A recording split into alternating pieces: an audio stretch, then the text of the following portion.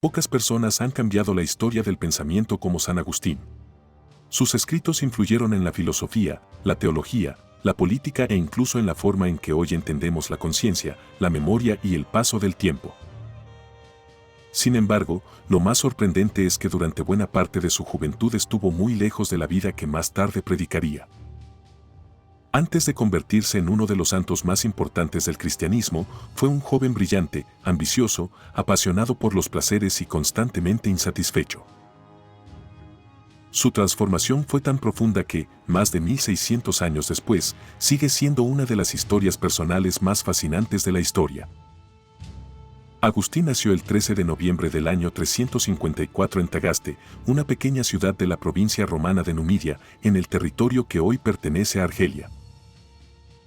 Su padre, Patricio, era un funcionario romano pagano que más tarde se convertiría al cristianismo poco antes de morir.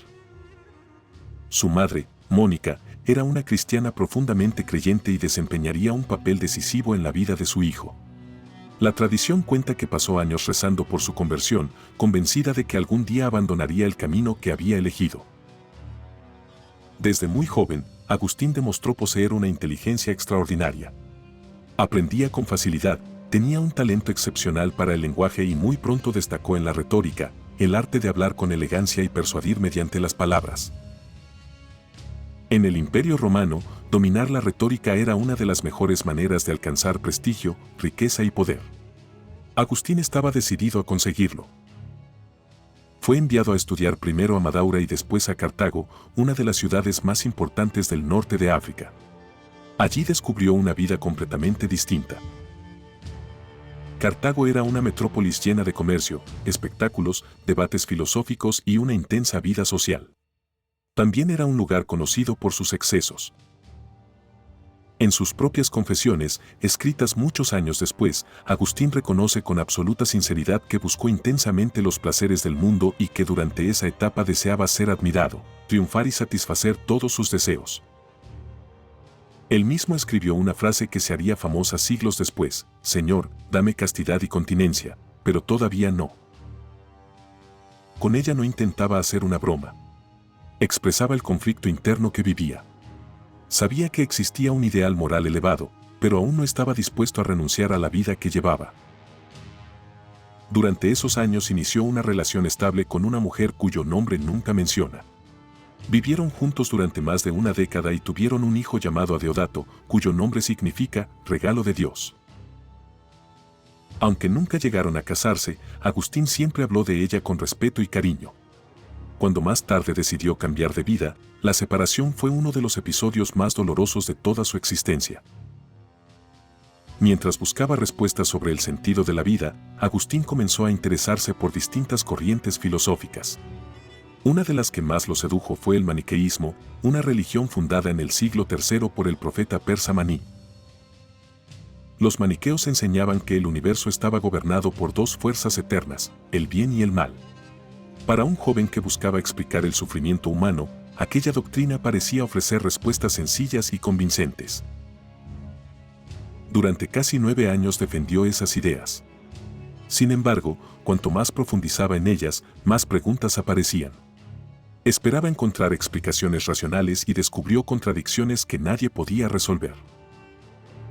Poco a poco comenzó a perder la confianza en el movimiento que había abrazado con entusiasmo. Su prestigio como profesor siguió creciendo. Primero enseñó retórica en Cartago, luego se trasladó a Roma y finalmente llegó a Milán. Allí obtuvo un puesto muy prestigioso como profesor oficial de retórica, un cargo reservado para los mejores oradores de su tiempo. Fue precisamente en Milán donde comenzó el verdadero cambio de su vida. En esa ciudad conoció al obispo Ambrosio, uno de los intelectuales más respetados del cristianismo. Al principio Agustín acudía únicamente para admirar su capacidad como orador. Pero cuanto más escuchaba sus sermones, más comprendía que el cristianismo podía sostenerse también mediante argumentos filosóficos sólidos. Muchas de las objeciones que él había formulado durante años encontraban ahora respuestas inesperadas. Al mismo tiempo descubrió las obras de los filósofos neoplatónicos. Aquellas lecturas transformaron su manera de entender la realidad. Empezó a pensar que la verdad no podía encontrarse únicamente en el mundo material. Sin embargo, el conocimiento intelectual no bastaba. Agustín seguía sintiendo una profunda lucha interior. Comprendía racionalmente muchas cosas, pero no conseguía cambiar su forma de vivir. En sus escritos describe ese momento como una batalla entre dos voluntades que convivían dentro de él, una que deseaba cambiar y otra que permanecía aferrada a sus antiguas costumbres. El episodio decisivo ocurrió en el verano del año 386. Mientras se encontraba en el jardín de una casa en Milán, profundamente angustiado, escuchó la voz de un niño que repetía una frase: «Toma y lee».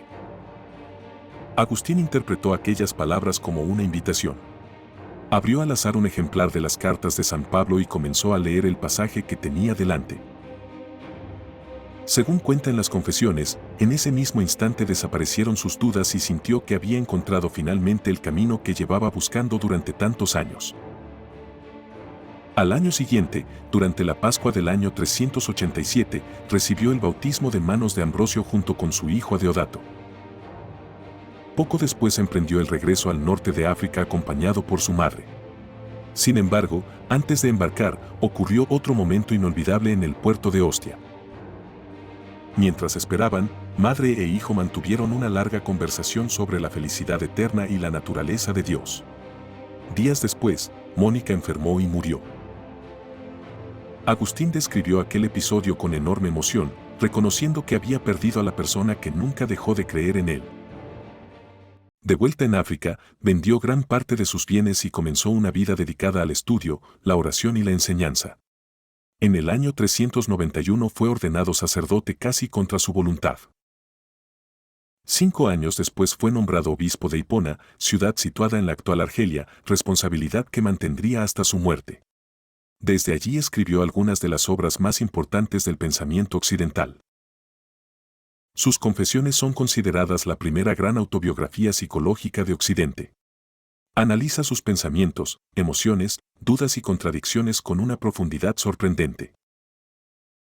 Más tarde escribió La ciudad de Dios, una obra monumental iniciada tras el saqueo de Roma en el año 410. Mientras muchos pensaban que el Imperio Romano estaba llegando a su fin, Agustín propuso una reflexión distinta. También realizó aportes extraordinarios sobre la naturaleza del tiempo. ¿Qué es el tiempo? Si nadie me lo pregunta, lo sé; si quiero explicarlo, no lo sé. San Agustín murió el 28 de agosto del año 430, mientras la ciudad de Hipona era asediada por los vándalos. Tenía 75 años. El Imperio Romano de Occidente estaba cerca de desaparecer, pero sus escritos apenas comenzaban el largo viaje que los convertiría en algunos de los textos más influyentes de la historia.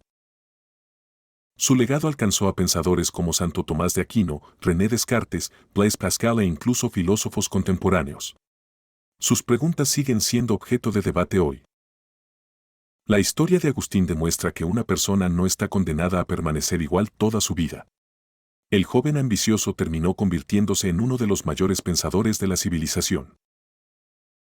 Su viaje no fue el de un hombre perfecto, sino el de alguien que se atrevió a cuestionarse, a reconocer sus errores y a perseguir la verdad incluso cuando exigía cambiar por completo. Quizá esa sea la razón por la que su historia sigue fascinando. Porque nos recuerda que el ser humano siempre puede transformarse y que las vidas que más cambian el mundo son las que primero se cambiaron a sí mismas.